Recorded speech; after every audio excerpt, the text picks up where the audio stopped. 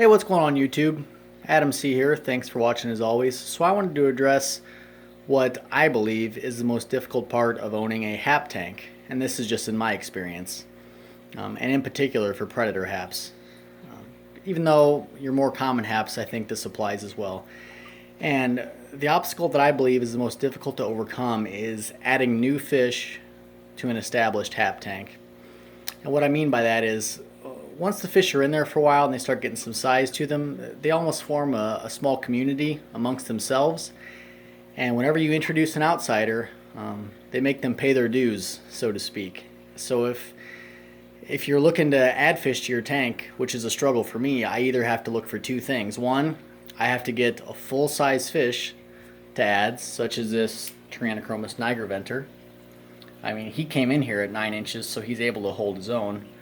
Or the other option you have is add them in groups. So what I did recently was I added this Mylachromis imchus, this Tyrannochromis maculiceps, this Rampochromis, Malay barracuda, and the Buccochromis lepturus green. I added them all at one time, just so no individual fish is going to be a target. And it's really such a challenge because the fish that I have in here are big enough now.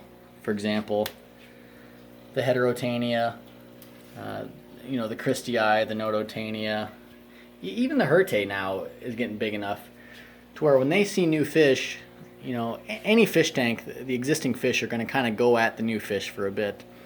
But the problem when you keep haps with that is some of your larger, more established haps, they're big enough that when they go after the new fish, they can kill them outright in a matter of minutes. So that is what I have found to be the extreme challenge. So ways that I have addressed that is anytime that I add new fish in here, whether it be a 9-inch fish or a 5-inch fish, I turn the lights off for probably 3 or 4 days.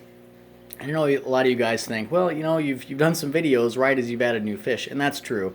But right when I quit, recording, the lights go off for a few days, and after that, when the lights are back on, I kind of overfeed the tank a bit. A main driver of aggression can be, the desire to eat, so I try to limit that as best I can. I do more water changes than normal because I'm feeding probably twice as much as usual.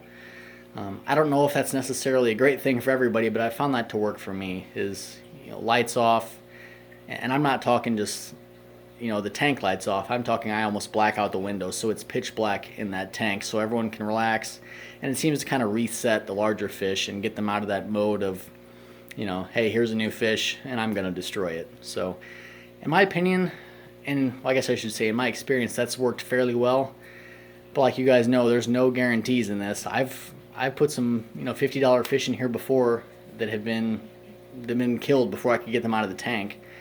And in one particular instance, this is the second Nototania that I've added in this tank. You guys never saw the first one. That's because he was about 5 inches, and I put him in this tank, and this is before I had YouTube videos started. And the existing fish that was in here, which is actually a different Heterotania, but he was about 14 inches.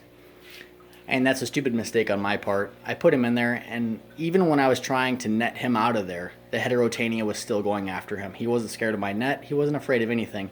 And he caught him and killed him before I could catch either one of them. And actually caught them both in the net because the Nototania was in the Heterotania's mouth, dead. So, in my opinion, that's the most challenging part, and it's almost a disappointing part for me because there's a lot of fish that I've seen, available, be it on YouTube or Facebook or the usual breeders that you see online like Butch Livingston or Dave at Dave's Fish, even Live Fish Direct, that I would love to add to this tank. But it's just too hard anymore. I almost have to add at least 5 at a time, or like I said earlier, buy a full-size fish that is going to come in here with some attitude on his own. And that's another reason that I got this guy is, at full size, I'm able to add him in here. So just food for thought going forward, but I believe for me that's the most challenging part at this point. So if you guys have any thoughts, please put them in the comments. Let me know what you think is the most challenging part of keeping a hap tank, a predator hap tank, or even peacocks, community tanks. Let me know what you guys think. Thanks for watching.